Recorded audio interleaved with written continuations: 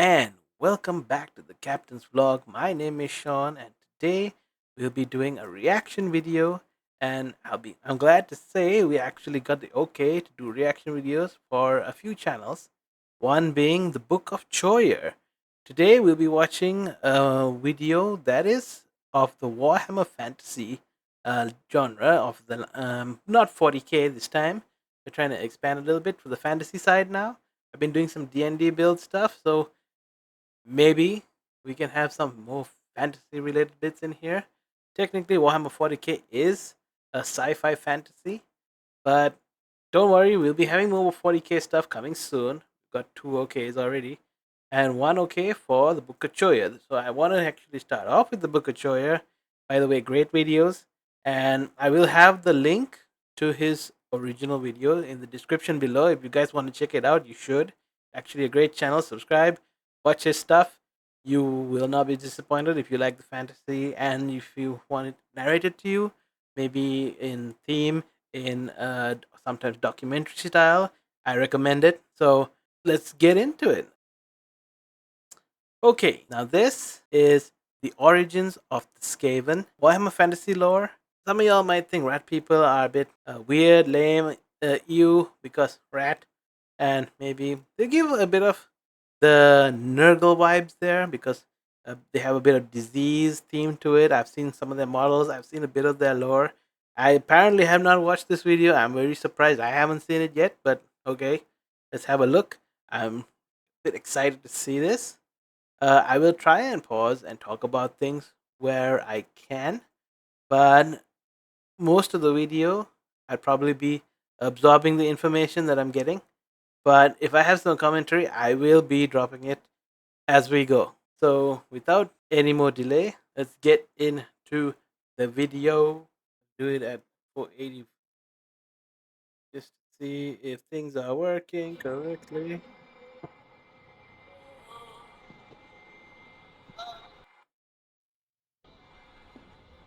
All right. The Skaven, Skaven. a race of verminous creatures whose numbers could drown out the horizon line.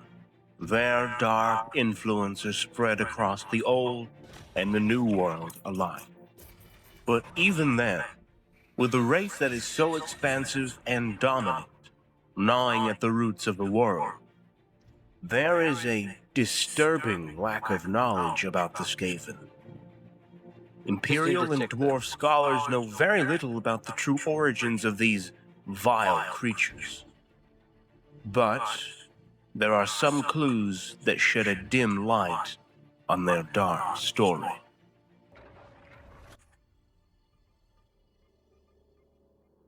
All right. I saw the big rat picture there. I think that's the Skaven god.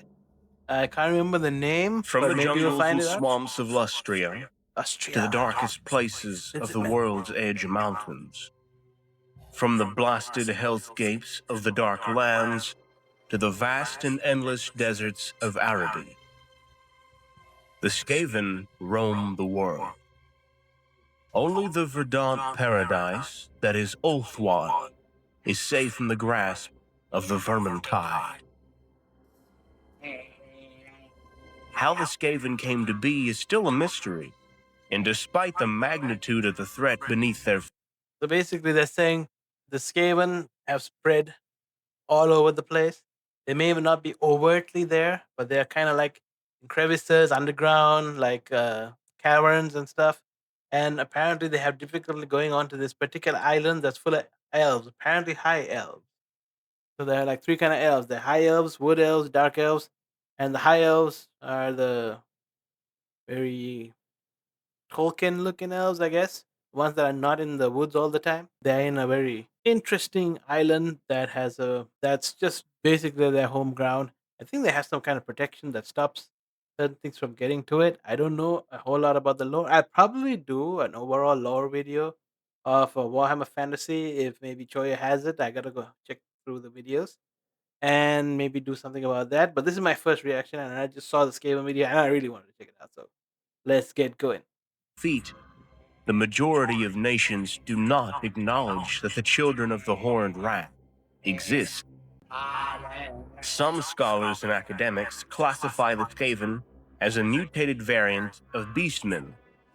Both seem to be an evil parody of the human body form, and both twisted into dark reflections of the spirit of man. The Beastmen, just so you know, are humanoids or humans that were corrupted by chaos powers to become like mutated and into like a hybrid, like minotaurs, fawn-looking things, satyrs, and something between the human and the minotaur, something a little lesser. I don't know what you'd call it, but basically the minotaurs version in the Beastmen army are like really big, bulky, hulky dudes. But the regular dudes have like an animal head and like animal feet and a humanoid torso, but they're like the middle tier dudes. The lower tier dudes, I believe, are more like the satyr fawn looking fellas, humanoid face with horns, humanoid torso, animal legs, and I'm not sure if they have centaurs. I haven't, I can't remember. But yeah, let's check it out. Anyway, we're talking about the Skaven, so just giving you some background on the Beastmen, so you have an idea what they're talking about. Skaven, so they're assuming maybe a variant of the Beastmen.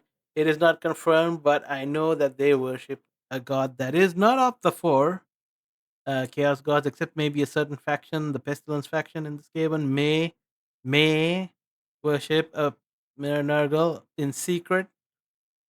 I'm not sure, but I'm guessing. But let's just see, right? The beastmen reflect a dark form of pride and jealousy, while the Skaven reflect the nature of treachery in human society. Others suggest the Skaven are What was that last bit? jealousy The beastmen reflect and what? reflect A dark form of pride a and dark jealousy. form Okay. of pride and jealousy, while the Skaven reflect the nature of treachery in human society. Okay. Others suggest the Skaven are mutated forms of common rats, corrupted by foul magic. Skaven history is also a form of mystery to the Skaven themselves. The ratmen naturally do not live very long, and are not concerned by their own origins. Most Skaven lives are disposable, and they are spent on dangerous experiments, slave labor, and as cannon fodder on the battlefront. Oh, yes. In addition, most Skaven do not know how to read or write. Only those in the highest positions, Grey Seers and warlords of the many Thrall clans, have the ability to do so. And very Danger, do not enter. What does this say? I don't know. Let's go in and find out. Then again, I get the joke. They're like like lab mice, rats, lab rats, lab rats. very few are too concerned with the past and future of their race, only keen on keeping themselves in positions of power, and to an extent, alive. They do not account for great deeds such as victories in battle or important inventions. Some clans keep records, but they are mostly a barrage of claims and counterclaims, hyperbole and excuses. Perhaps those that are most knowledgeable about the origins of the Skaven are not the Skaven, the dwarves, or even the men of the Empire. Alright. To explore this reality, we must head to the fertile peninsula that is Talea. Telea. The people of Talea have dealt with the ratmen for much longer than the Empire of Man. Alright. While the Empire tries to cover up the existence of this constant menace, Talea is far more knowledgeable, aware, and responsible when dealing with the ever-present lurking enemy.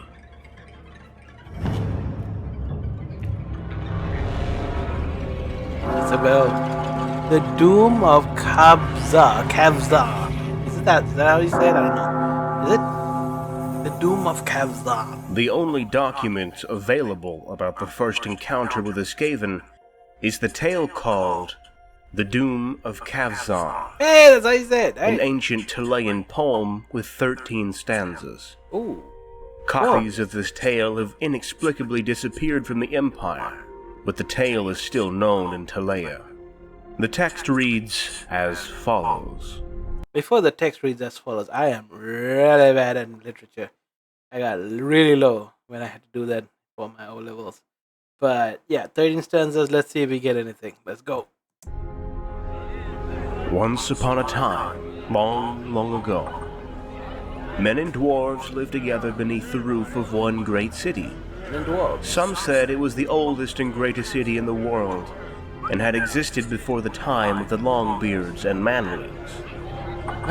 Built by older and wiser hands in the dawn of the world.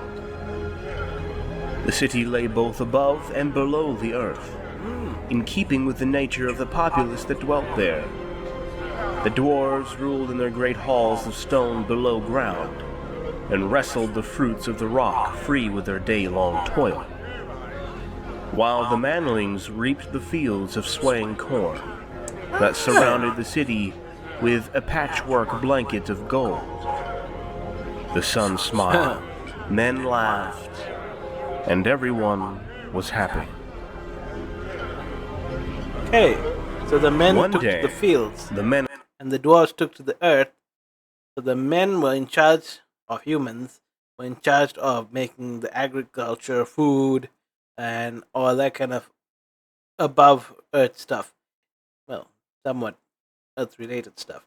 But the underground, the mining, the digging were all done by the dwarves to get the jewels and the ores, the metals, maybe. Not a bad deal. I'm guessing the humans were in charge of the lumber as well. Maybe reminds me of Warcraft 3. You know, when you had to have your builders go into the mine to get the gold, and then go to the trees to get the lumber, and those are your resources to make buildings, and you make those certain buildings that increase the amount of food that or provisions you have for your army. So that increases the total size of your army you can have at any point in time, and it acts as a cap. So I don't know, not bad. There's some similarities there. But I'm rambling. Let's continue. of the city decided that they should give praise to their gods for their good fortune. Okay, so they got gods. They planned a temple such as the world had never seen before. Alright. In the central square, a colossal hall would be built, and topped with a single cloud-piercing tower. A tower so tall, it would touch the very heart of the heavens. Okay, skyscraper. Let's After go. much planning, and with the help of the Longbeards, they set about their monumental task. Weeks became months, and months became years, and still the Manlings built. Oh wow. Men That's a long grew old building. and gray working on that great temple, their sons continuing their work through summer sun and winter rain. At last, after many generations, work began on the great spire itself. Years passed, and the tower reached such a height that the Manlings found it ever more difficult to take the stone up to the top. The dwarves picture. Eventually, the work slowed to a crawl, and finishing the tower seemed impossible. Then one came among the men of the city, who offered his help in their great scheme. One dude. What? He asked a single boon of them in return, and claimed that if they grant him this, he would complete the tower in a single night. Oh. The Manlings said to themselves, Okay. "What have we to lose?" and offered That's how to it make a starts. bargain with the gray-clad stranger. All he wished was to add his own dedication to the gods onto the temple structure. The Manlings Oh. agreed, and the bargain was struck. He wants to leave his own little gift At there. dusk, the stranger entered the unfinished temple and bade the Manlings to return at midnight. Maybe they should have asked what it was. Clouds swept over the moons, cloaking the temple in darkness as the Manlings left. All over the city, men watched and waited as the hours slipped past, until, near midnight, by ones and twos, they gathered again in the temple square. The wind blew, and the clouds parted as they gazed up at the temple. It rose like an unbroken lance against the sky, pure and white.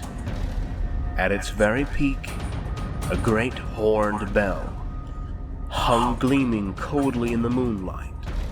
The stranger's dedication to the gods was there, but of the stranger himself, there was no sign.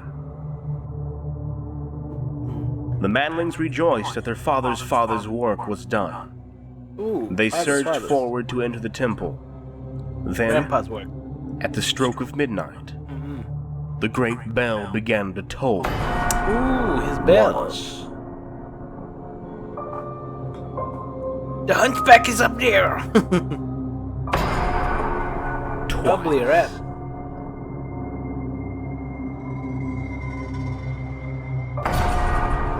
Thrice. Slow, heavy waves of sound rolled across the city. 4.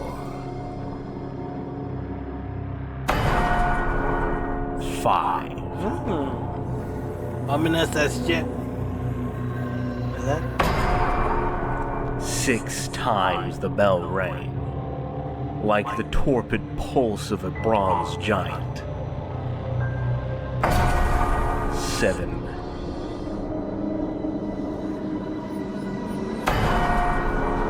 8. 9. The rolling of the bell grew louder with each ring, and the manlings staggered back from the temple steps, clutching their ears. 10.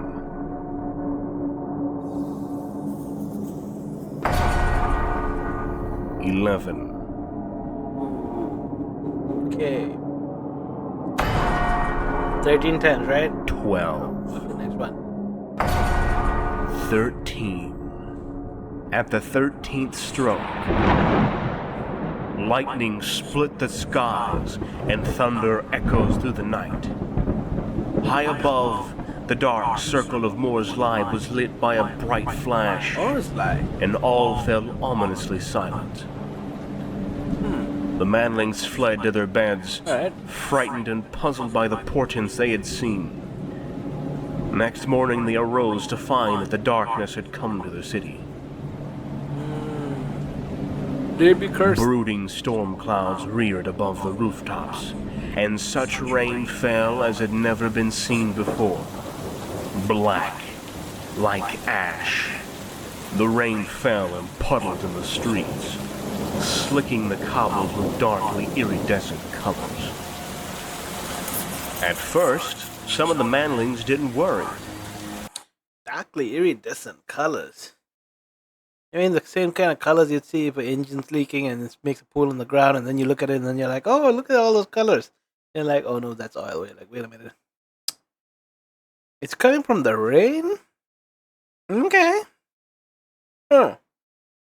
Surprising. But yeah, 13. There's something about the number 13 with the Skaven.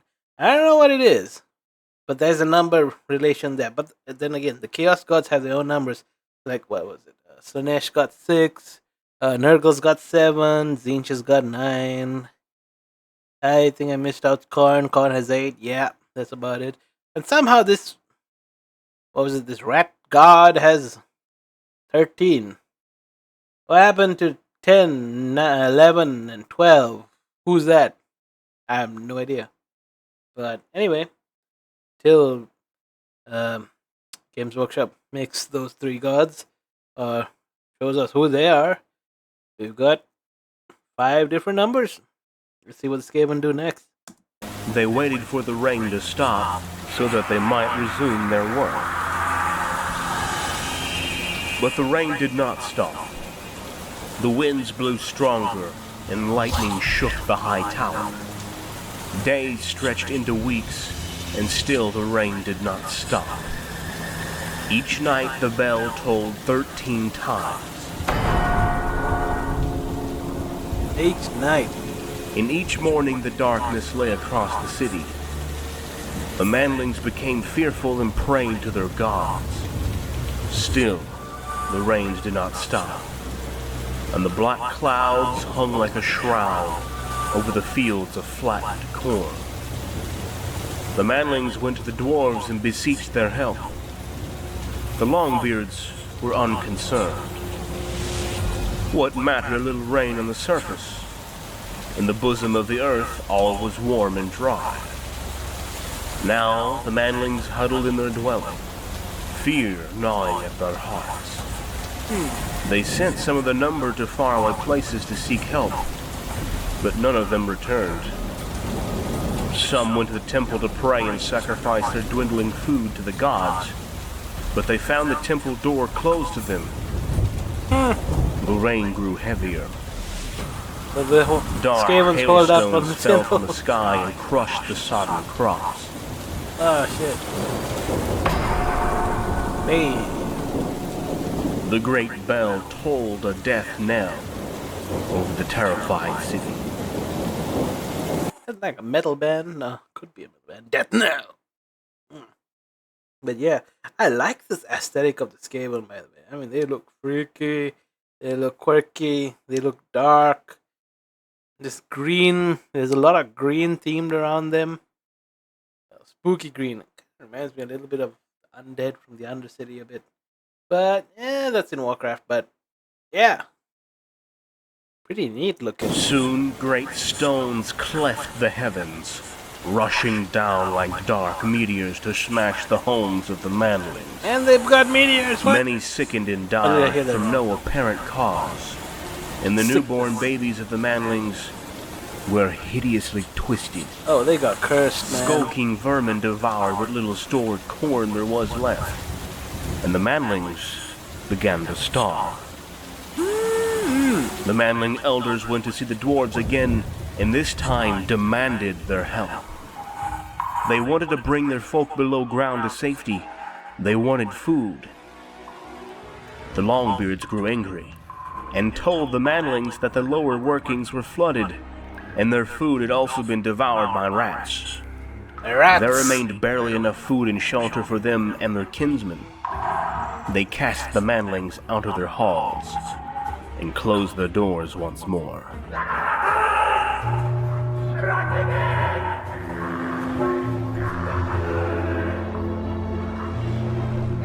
In the ruins of the city above, each day became more deadly than the last.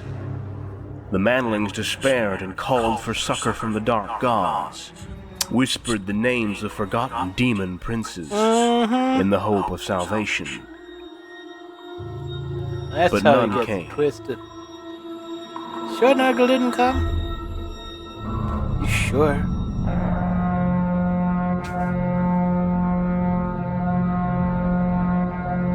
I'm pretty sure Nurgle came at one point. Instead, the vermin yes. returned, bigger and bolder than ever. Okay. Their slinking furred shapes infested the broken city, feasting on the fallen and pulling down the weak. Damn, that's a lot. Each midnight the bell tolled 13 times on high, That's a lot.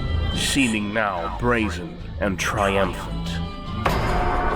Golden streets. The manlings lived as hunted creatures in their own city, as great rat packs roamed the streets in search of them.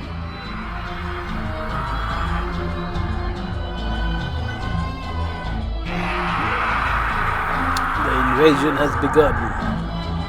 It began a while ago. It's just about The desperate manlings took up such weapons as they had and beat upon the dwarves' door, the threatening dwarves. that if they did not emerge, They're still after the dwarves? Oh, come on. they would drag them out by their beards. No reply came from within. The manlings took up beams and battered down the doors to reveal the tunnels below, dark and empty. Stealing themselves, the pitiful remnants of the city's once proud populace descended. In desperation. In the ancient hall of kingship they found the dwarves, now naught but gnawed bones and scraps of cloth. And there they saw by the dying light of their torches the myriad of eyes about them, glittering like liquid midnight, as the rats closed in for the kill. Oh shit! Tunnels are overrun. That is just Skaven for days. Reminds me of a scene from Lord of the Rings. You know, when they've gone into, what was it? Moira? The manlings stood back to back and fought for their lives. But against such implacable ferocity in countless numbers of the verminous horde, No, their weapons were useless. that's a tide. That's a climbing tide. That reminds me of like World War Z zombies climbing over each other. Jeez, these guys are cool looking. The tide of monstrous rats flowed over them one by one, dragging them down to be torn apart. I mean, look at that thing. The yellow chiseled teeth telling sinking me- into their soft flesh. You're telling me Nurgle's The not dark, here? tufted mass drowning their pitiful screams with their hideous chittering.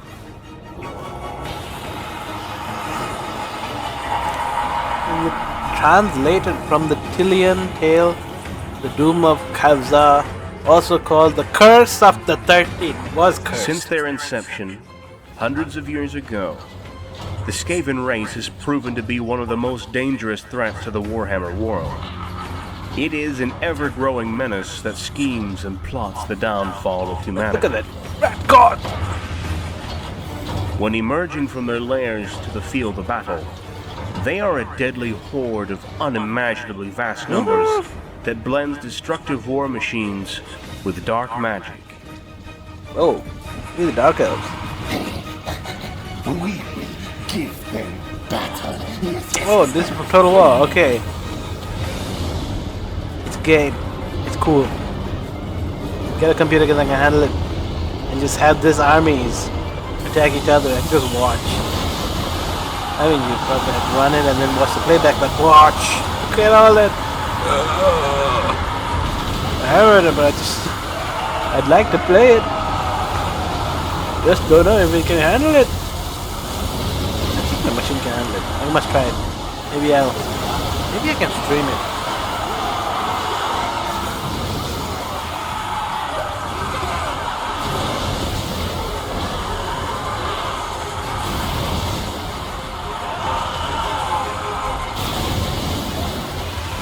Ooh, Hydra. I don't think they call it a Hydra. This one, they call it something. I can't remember its name. The blue thing. The blue Hydra looking thing. I forgot its name.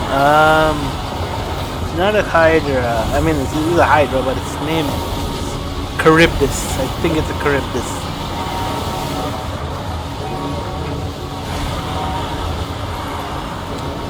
Wow, look at all them rats. What are the... What guns? What gun is this? Oh, I couldn't see it. Oh, these are the plague bearers, I think. And there's the Charybdis.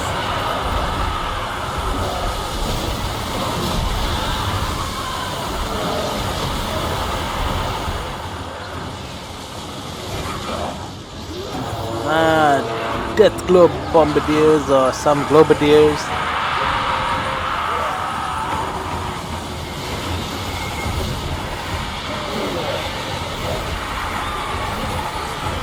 I don't know what's the purple thing. Oh. These harpies must be working for the... What are they called? The Dark Elves, right? I need to change the setting on this. Look at all that. By the way, guys, if you like the channel, if you like what we're doing in the channel, please like and subscribe. Hit that bell notification if you need to. And yeah, please share with your friends and continue watching. Oh boy. I like these battle scenes. Oh, quick thing. When you have a scene like this where you have a... I think this is a hero or a main character type of dude. When they're off in this kind of spot like that. Generally, if they're really tanky and they can choose to be on a mount or not, sometimes you want them to be off the mount because they are smaller target and less guys can hit them at a time. But when they're a bigger target, they can get hit by a lot more guys because there's a lot of area for them to like swarm around and hit. Just throwing it out there. If you guys get into Total War Warhammer, could be useful.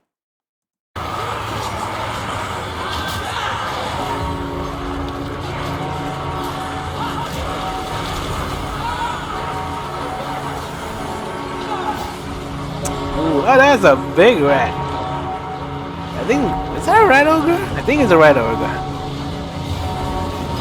Oh, the harpies versus the rat ogre. Is there another rat up there? Oh, there is another rat up there. The Gracier. I think it's a Gracier. The verminous hordes move at speeds that belies their staggering size. They seem to flow in endless waves of chittering ratmen, and when the battle is over, Kind of look like werewolves. they disappear like floodwaters, draining in countless unseen holes, leaving little to no trace of their existence, save only smoking ruins and scoured lands.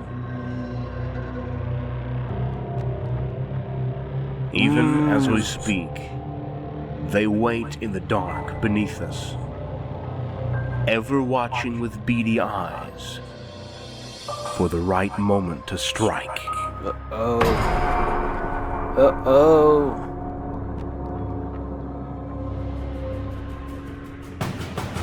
On this channel, we are putting together narrative Total War cinematic Right. titles and Warhammer lore videos. A special thank you goes to our Patreon supporters who help us in the making of more content. You can also directly support the channel through Patreon. Credits narration by Screwbasaurus. I don't know if I butchered that. Hang on. It's a Screwbasaurus. Yeah, it says Screwbasaurus. Co-editor is an uncle. Nice. Cool, man. Special thanks to our Patreon support. Okay.